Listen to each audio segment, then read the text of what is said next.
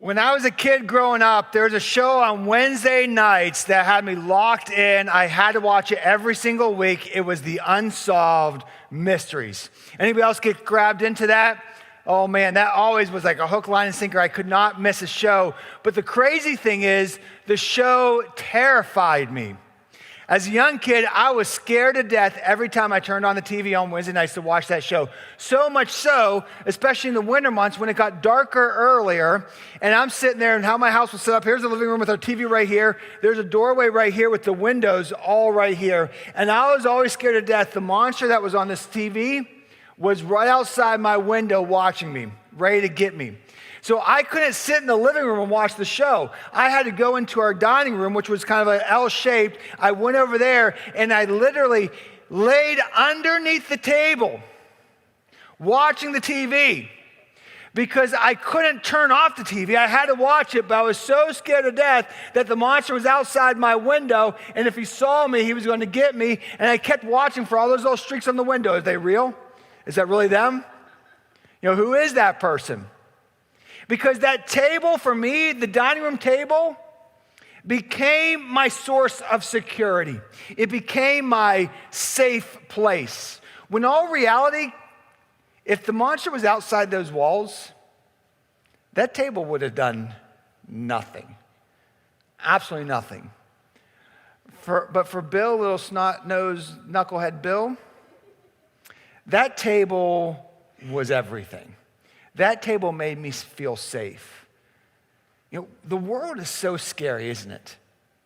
I mean, we turn on our shows of the day and age, or we turn on the news each night, and we just get overwhelmed and fearful of what tomorrow might bring. We get so overwhelmed with what is this about to mean to me today. And so many times, we just don't know what tomorrow's going to bring. It's almost like I've gotten so used to the fact that tomorrow's going to blow me off the rockers with the next news story that's going to scare me to death and life's about to fall apart. I don't even know how to take it anymore. And we find ourselves underneath our own, figuratively speaking, kitchen table trying to be safe. What's the kitchen table in your world? I mean, we all have that, don't we? That place that we try to hide under or build within around us to make us feel safe. And I fear that so many of us have tried to create our own worlds, our own lives, so that we can be in a place where we feel safe, a place where we feel secure, when all reality, it's just a dining room table that, quite honestly, if the danger comes, it's not going to be able to stand it. That thing that we're trying to build around us to be our place of security, it doesn't last. What's your dining room table? What's your place of security? What's the world that you're trying to build to make you feel safe?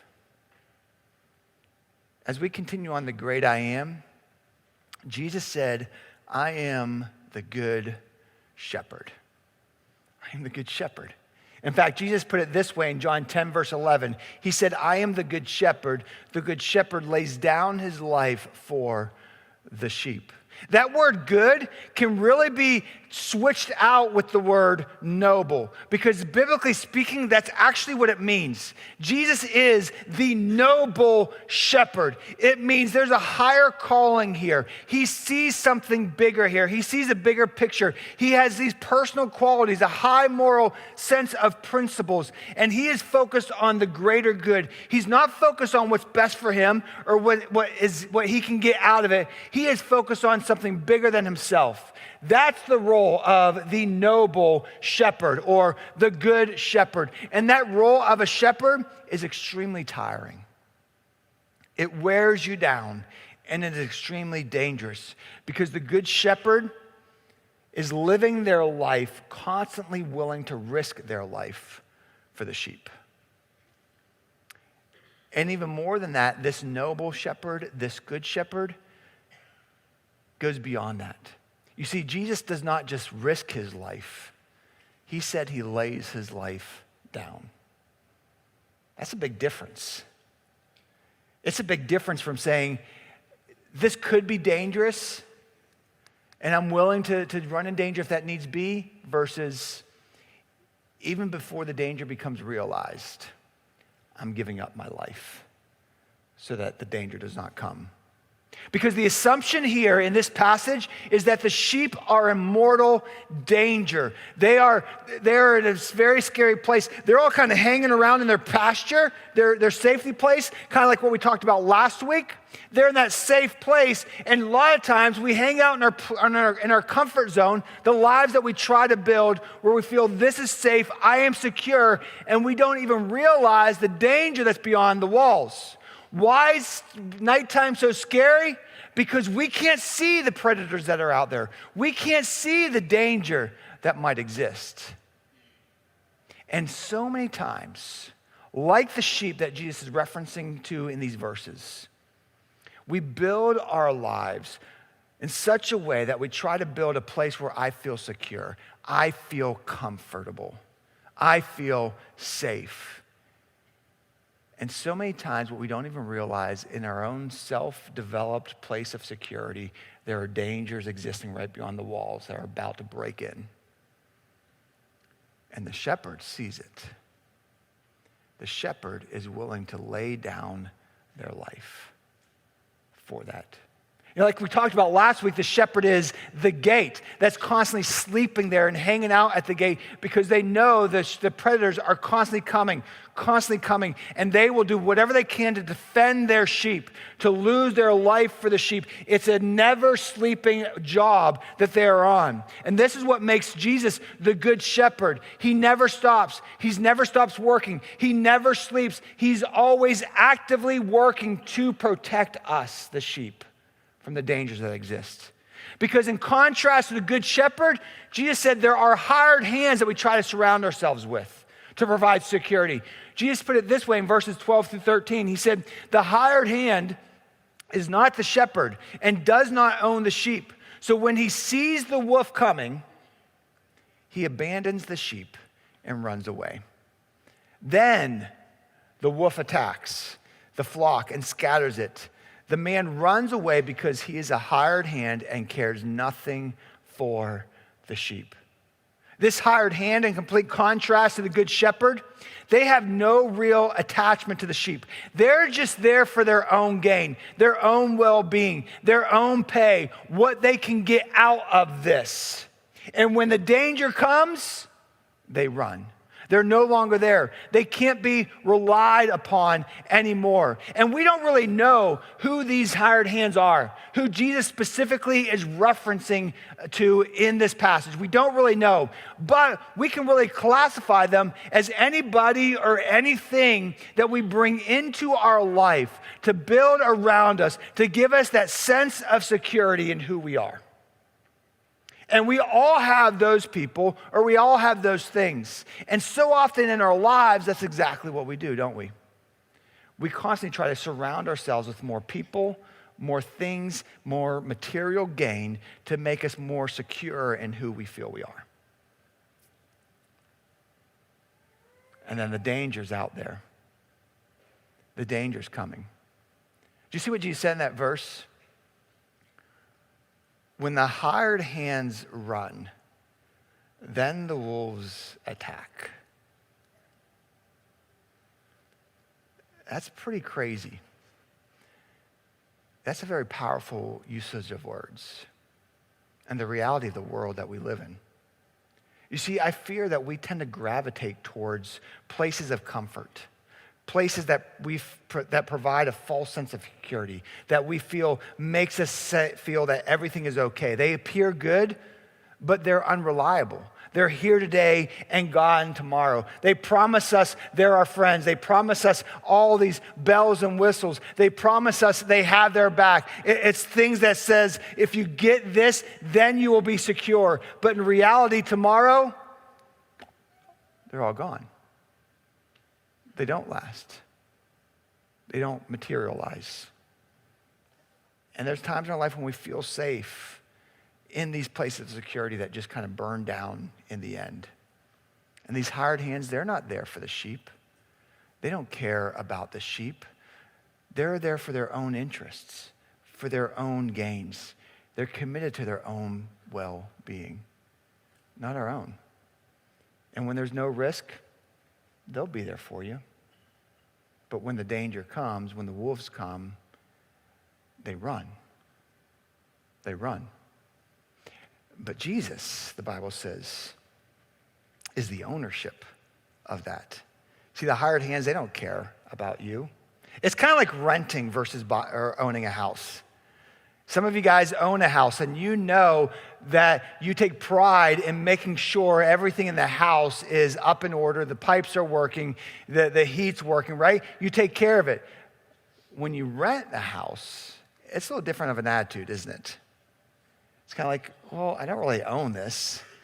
I don't take as good care of it as I would if I owned the property. Someone else can take care of that. I don't need to worry about that. It's the same true when you go to work. Some of you guys are at a place of business where, quite honestly, you own what you do. You realize the magnitude of your role. And so you give everything you got for that moment, for that role, because you know the stakes that are in play. And some of you, if you're just going to be honest, you're not really that into that place. They pay your bills, they give you a check, but that's all it is to you. There's a difference when you own something versus when I'm just hired just to be here, to do a job. Because when I own it, I put in more effort. I put in more love and care and concern because the wolves will come. The danger will come. Don't overlook the intensity of the danger in this moment. The sheep, they had no idea that was what was out there. They had no idea the danger that they were about walking into. And the wolves are arguably the most well-studied large predators in all of the world. And they typically hunt in large packs. And then they separate out and they scatter out individually to surround their prey. And their main tactic in hunting is to outrun, outlast, and completely exhaust their prey. They are tenacious. They don't stop. They don't back. And they just go and go and go until the prey is so worn down that has nothing else to give but to give in. And this is the predator that Jesus is talking about, that is relentless, that never stops. And it feels like we are constantly in this world, and everywhere we turn, everywhere we go, it's just like it beats us down. It beats us down. It beats us down. It gets us to the place where we're so exhausted with life that we just don't have anything else to give. And when that danger intensifies, when it seems like you're just so beaten down, all the odds are against you, those things or people that you built around you to say, these are my safe place. This is my security. They are my hired hands. A lot of times all of a sudden you begin to look around and they're nowhere to be found. They're not fulfilling the promise they gave. They're not there anymore. And quite honestly, to be frank, they're not there anymore because they got what they wanted. And you weren't their primary objective.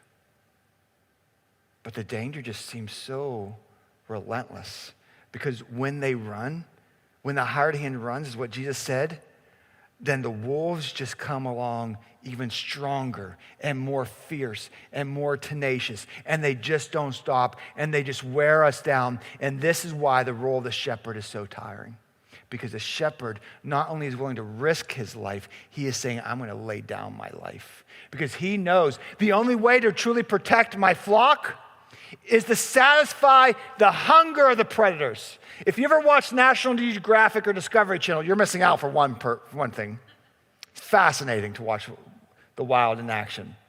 But the one thing you always see in nature, it's fascinating to me, is that the predators are after their ultimate goal, and that is to fill their bellies. They are hungry. And so they are tenacious to fulfill that need. But it's amazing. Once that need is met, you'll see the National Geographic shows, and it's like, why is that wildebeest standing right next to the lion? Does he not know that thing's going to eat him? But there gets to the point where they know they're fulfilled right now. They're no danger now. When they're dangerous is when they're hungry. and they will not stop until their hunger is met. And the shepherd understands this. And so the shepherd, as Jesus is picturing it, is not just saying, I'm willing to risk my life, but I know they will never stop. They will never stop trying to hunt out these sheep and destroy these sheep unless they're satisfied. And so for that reason, even when the sheep don't know the danger, I'm going to give up my life so that they back off. That's the picture. Jesus, as the good shepherd, willingly laying down his life, knowing that in order to save the sheep, sacrifice is necessary. It is necessary. See, he defends his sheep. He cares for his sheep in the pasture. And a lot of times, the danger that the sheep are in is because the sheep, knuckleheads that they are, wandered out of the pasture. Because they're like, I want to go check out this place. And so the shepherd was laying down and protecting them at the gate, but the sheep found their way out. And so they're there wandering through. And so because they're out there wandering in the danger zone, the shepherd knows, now I have to risk my life for them. But he does, because of his desperate love for them. You see, Jesus, unlike the hired hands who are just there for their own gain, who aren't really there for your sense of security, they're there for what you give to them. Jesus takes ownership of the sheep, saying, these are mine, and I'm going to give everything I've got to protect them. I've got them. I've got them. John 10:14-15, Jesus says this, I am the good shepherd. I know my sheep, and my sheep know me. Listen to those words again. I know my sheep, and my sheep know me. Just as the Father knows me, and I know the Father, I lay down my life for the sheep. Unlike those hired hands that he just talked about, they're not there for you. They're in for themselves. And you surround yourself with trying to build the life that you want and the comfort zone where you feel safe. But in the end, when the hard days come, when the wolves come attacking, it's not there anymore. The safety's not there. But I took ownership of you. And by so, I'm going to do everything I can to protect you. And this special relationship between the shepherd and the sheep is this mutual knowledge, this mutual understanding, this mutual reality and intimacy. You see, there's this close relationship between a sheep and a shepherd. If you've ever worked with sheep before, you see that. The sheep know their shepherd so intimately that is built on their experience with the shepherd. In fact, in those days, there would be out in the pasture several different flocks of sheep. Maybe 5, 6, 7, 8, 9, 10 shepherds and hundreds of sheep that all belong to one of those shepherds. And when one of the shepherds would say, it's time for my flock to go, they would just call out or make a noise, and just by their voice, the sheep knew who their shepherd was. They had such a close relationship with their shepherd that they followed him. This is the intimate reality of this relationship. You see, I've talked about this before. God created us and hardwired us for relationships. And every single one of us, deep down in the depths of our soul, we are all looking for that most real and intimate and authentic relationship. That relationship where you say, they get me. And in the most intimate relationship with the shepherd, the reality is, it's built upon that. He gets me, and I get him. That's how intimate this relationship is between the sheep and the shepherd. And there's many of you sitting here right now that you're longing for that. Longing for that intimate fulfillment of your soul. That someone just knows me. And I know them. And Jesus saying, as your good shepherd, I'm here. That missing piece in your heart, in your soul, It's me. It's always been me. It's not those other people or those other things or those other relationships that you're trying to bring into your life to fulfill you, to bring the security that you're longing for. It's me. I am the good shepherd. I am the noble shepherd. And this mutual recognition and knowledge of each other in the most intimate relationship is clearly experiential. It's built on the experience. You see, the relational experience is what builds us to this place of trust and understanding. I read these verses a couple of weeks ago, and I told you as a teaser, we're going to get back into it this week. And you know this verse. You've heard these verses. Psalm 23, David wrote these words, "The Lord is my shepherd. I lack nothing. He makes me lie down in green pastures. He leads me beside quiet waters. He refreshes my soul. He guides me along the right path for his name's sake. And even though I walk through the darkest of valley, I will fear no evil, for you are with me. Your rod and your staff, they comfort me." Do you see this? This is like the sister verse of the Old Testament to what Jesus is saying in the New Testament. I am the good shepherd. Everything is built upon this relationship between the sheep and the shepherd. And this is the reality of this. See, we're in the valley. The valley is extremely dangerous. And all the way through the Bible, from Genesis to Revelation, it is promised, it is guaranteed that you will walk through the valley. You see, following Jesus does not promise that the hardships go away. Following Jesus does not say, hey, life will be so much easier. No, what he promises is that when you're in those valleys, in those dark places, I will be with you and I will walk you through. The only way to get to the pastures on the mountaintop is to walk through the valley. There's no other way. You have to go through there to get there. And what we see here from what David wrote, as a shepherd, he wrote these words and provided a beautiful picture of this relationship and this experience with Jesus as the good shepherd. He said, the shepherd refreshes my soul. Another way to say it is he restores my soul. You know, there's times in a sheep's journey, sheep are very fragile beings. And there's moments in the sheep's life when they are so scared, so overwhelmed by a moment that they just become emotionally broken and emotionally stiff to the point where physically they just become so stiff and they just collapse. And they are so frozen emotionally that physically they cannot get back up. And if they are abandoned there and left there, they will die. Because in that moment, they are unable to be restored by themselves. And here's the picture that David is showing here as the shepherd. This rugged, tough, life-giving shepherd in this moment reveals the full compassion and reality of God himself. Because it's in this moment when the shepherd will stop everything else and he'll come over to this collapsed sheep.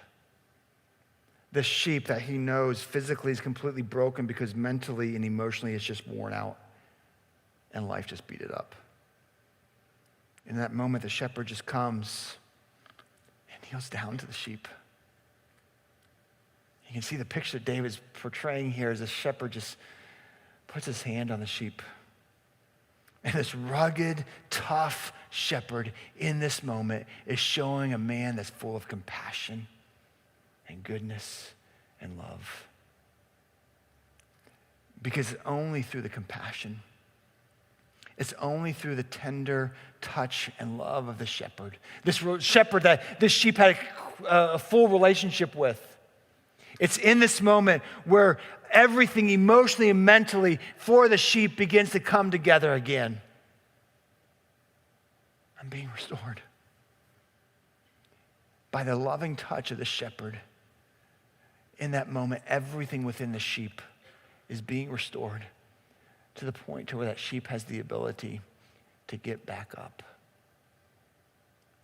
If that shepherd did not stop everything in that moment to just love on that sheep and show compassion on that sheep would die. He would die. And I fear some of you right now are like the sheep. You're in a valley. And this valley has beaten you up. And you are at a place where emotionally, you are just so broken. You are so broken to the point that you don't even know how you can get out of bed in the morning.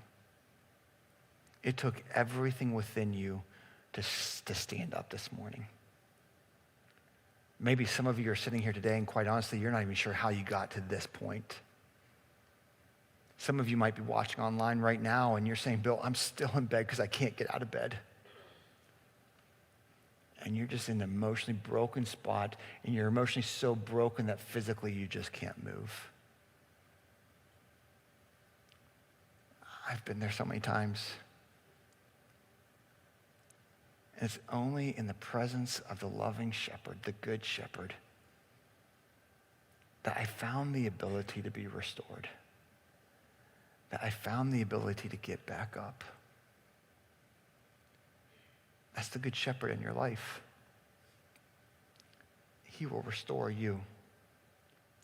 And then David writes, not only will he restore you, he will guide you. Because you have to walk through the valley. There's no other way to get to the pasture except through going through the valley. And the valley is the scary, dark place. Because in the valley is where all the predators are. All the danger is in the valley. All the hard steps are in the valley. And so often we think, I can get through the valley. I can do this. Only to walk into danger. Only to find ourselves in a bad path. You know, when I was younger, I would take the youth group and other groups on whitewater rafting trips, which is a lot of fun. And I knew that when I went to these places, I needed the guide. I mean, they gave you the option that if you want to go whitewater rafting, if you just want to take your raft and go on your own, you can do that. But I knew I'm too dumb to do that because I don't know the waters that well. And what the guide does is wonderful because before you hit any whitewater, they'll pull you to the side and they'll say, okay, now we're about to go into this new whitewater. This is what you want to do. Don't go left. Go right, go down this path, and you'll be fine. If you go left, you're in trouble. And so they would kind of walk us through every single rapid, which path to take, what to do. And I know if I didn't have the guide, I'd be like going, hey, left looks so much more fun. Let's go left. And all of a sudden you're in that spot. No, paddle, paddle, paddle. And you're in the water, right? But the guide is the one who gets you through. And David says the shepherd is your guide. Because the shepherd has been through this before. The shepherd knows the journey. The shepherd knows that's not the path you want to take. That's not where you want to walk. Go here. You go down there, it's going to be danger. They're going to get you. You go here, you'll be okay. You'll be okay. He guides us through there. He restores us. He guides us because David wrote, even though I walk through the valley. Did you catch those words? Even though I walk. He didn't say, hey, someday you could walk through a valley. Someday it might be hard for you. No, he said, even though you are guaranteed, I promise you, you're going to have hard days. I promise you, life is going to stink someday. I promise you, there are going to be days when you don't know how to get out of bed in the morning. But even though you walk through those valleys, I will be with you. I'll be with you. You do not have to fear. I need to go back to that verse so many times in my life. Maybe you're with me that there's so many times in life when you're in that valley and you're just overwhelmed with fear because you don't know how tomorrow's going to work out. You don't know what tomorrow's going to bring. You don't know this path you're on. If tomorrow you wake up and everything will be okay, or if tomorrow you're just overwhelmed with the floodwaters. And I read that verse and I think, that's easier said than done, Mr. David. How do I get through life and do not fear? Because I am a little young kid at heart who's scared to death all the time because life is hard. And the more I wrestled with that, the more I got to the realization that fear ultimately comes down to what we focus on. And we get so overwhelmed with fear in life because we're focused on all the problems. And I get that. It's so easy to be focused on the problems. I find myself in that boat regularly. But when we focus more on the problems, our lives get overwhelmed with fear. And we find ourselves more and more in the presence of the problems rather than the presence of the shepherd. And fear comes with focus. Because I will not fear ultimately lays on the fact of what am I focusing my heart and my eyes on. You know, whether it's a relationship issue, a health issue, or you're just constantly watching the news and see all the junk going on around us. You get so locked in on that, and we live lives of fear. But Jesus says to lock your eyes and heart and focus on me. Do not fear, because through his presence, we have the confidence that even though the storm may be all around me, I can move forward. You know why? Because the very next line that David writes, for you are with me. That's what he said. Even though I walk through the valley, I will fear no evil, for you are with me. He's with us every step of the way. I can find confidence because of his faithfulness that, you know what? He was always there. He was always there. In every valley I had to walk through, I came to the realization that I never was alone. I never was alone. The experience with the shepherd leads the sheep to follow the shepherd, and only him. You see, the experience is in his presence. It's ultimately in his presence. What presence are you choosing to be in? For me, when I was a kid with unsolved mysteries, I found my presence underneath the dining room table, hoping that that would be my place of safety, and it never was. And throughout our lives, we find other things to become our place of safety and security, where we find ourselves our presence in. The lives we try to build, the jobs we try to build, the income level we try to get to. It's never enough. You see, my friends, experience leads to understanding, and our understanding leads to trust, and trust leads to security. That's the journey. The problem is we ultimately don't get it. We usually don't get it with Jesus as a shepherd because we're not resting in his presence. We don't get it because we're not hanging out with him. We're not experiencing him in our life. We're trying to build our security in everything else. And then we wonder, where are you? When all the while he's always been there. The more we experience him, the more we understand him. The more we understand him, the more we lead to trusting him. And the more we trust him, the more we find security in our journey. That's the path. But because we don't find ourselves ultimately in his presence and we're trying to build security and all these other things, when danger comes, a lot of times we just jump to conclusions of how to fix the problem, of what to do, of where to go to find security. But this is all about finding security in the shepherd and who he is and what he's all about. And guys, I think it's time to get real. We got to take this to a practical level. Because I feel, guys, hear me, I feel so often we miss out on the refreshing, guidance, restoring relationship with Jesus as a shepherd that David writes about in Psalm 23, because we try to find our security in everything that the world provides. Whether it's our money, whether it's our job, whether it's our relationships, whatever it may be, and we try to find our security, our comfort in all the things of the world rather than him as the shepherd, and we wonder why we're not experiencing him in our life. We're so focused on that in the material sense than Jesus in the eternal sense. You know, it's kind of like Job in the Old Testament. Maybe you've heard of his story before. Job was the Bill Gates of that time. He had everything. And everybody at that time looked at him and thought, boy, if I had Job's life would be great. I would never have a concern in the world. He's got everything. And if you've read his story, in one quick moment, all those things that he found security in were gone. Everything he owned was gone. And he went from a man who had everything the world had to provide to a man that was so broken he sat around a fire pit and just was rubbing his sores with ashes,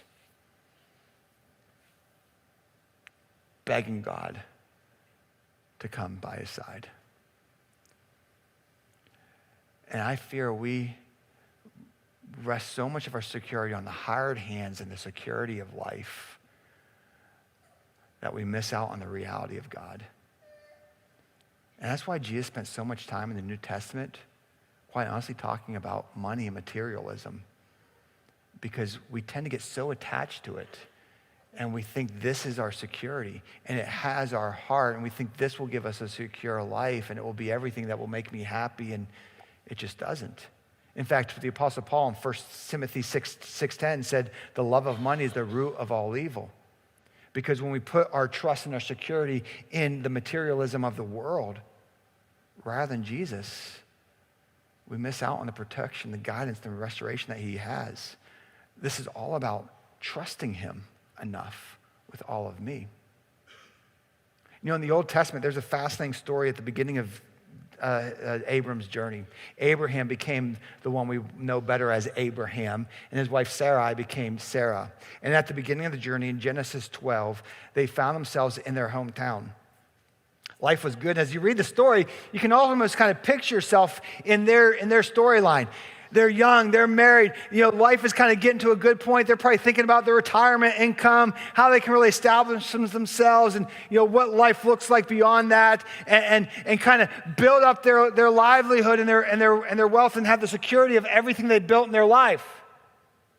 The problem was in their city, there was the whole town around them, everybody was worshiping this moon god called Nanar. And in Genesis 12, as they were trying to build the security of their lives, God came to Abram, and he gave him a simple and direct command. Abram, I want you to walk away from everything you've ever known. Everything. I don't know about you, but when I read the Bible, you know, from Moses to Abram to Esther, all the way to the Apostle Paul in the New Testament, when God shows up, he's asking something specifically and big for you to do. And almost to the point where like, okay, if I see a burning bush, it's going to be like, should I walk over that burning bush or not? Because it's a scary thing. Because what God was telling Abraham in this moment, Abram, the life, the security, everything you've been trying to build up to this moment, leave it all and follow me. I've got something for you, but I'm not going to tell you what it is. Many of us, we like to have the plans. I'm a goal person. I'm a plan person. And so when it's like, okay, when we want to do something, okay, let's work out. Let's get all the Excel spreadsheets together. Let's line them up. Let's figure out the diagrams and the graphs and make sure everything looks pretty so we know exactly what we're getting ourselves into and what's the goods and the bads and the pros and the cons. And God doesn't work that way. God told Abraham, I'm not giving you an Excel spreadsheet. No graphs in this discussion. You just need to go. And trust me enough. Trust me enough that I am your security. I am your shepherd. I am your guide. I am the one that will take care of you.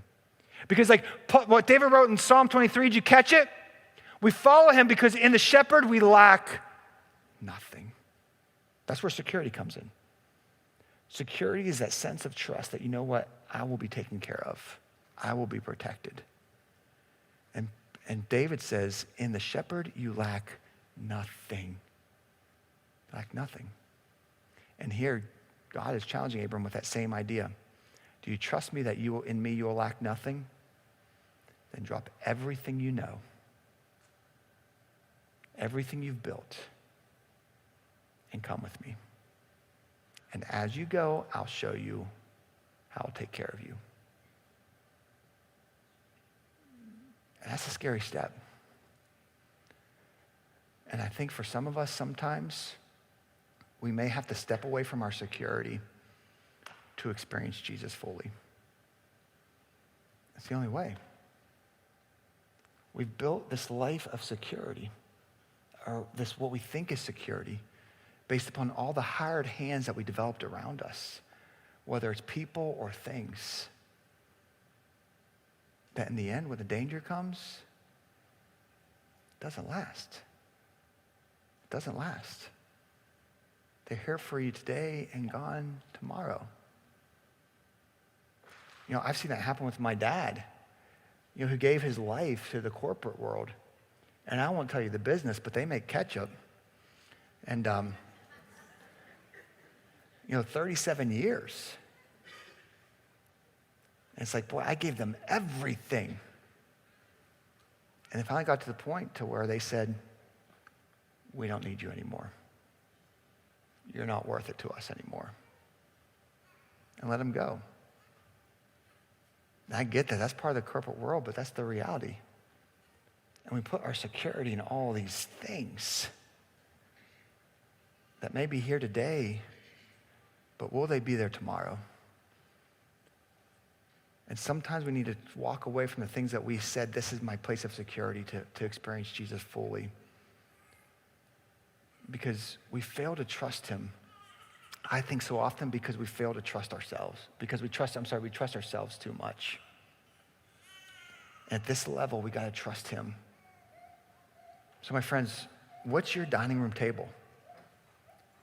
What are you trusting to provide your sense of security? Is it a relationship? Is it your job? Is it your finances? Is it something material? Maybe it's time to take a step to trust him fully. That he's the one who's got you. It's time to walk with him, to experience the shepherd, and just to be in his presence. Let's pray together. Father, you are such a good God. And Lord, I know in this moment this is a hard one, I think for many of us, for me included, to fully understand and fully realize, and ultimately to walk.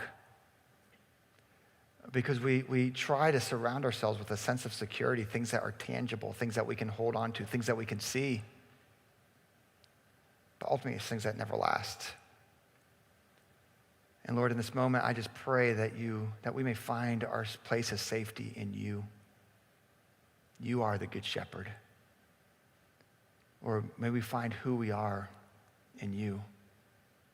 Lord, help us just to be in your presence.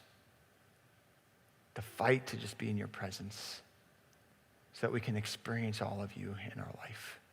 To your name we pray. Amen.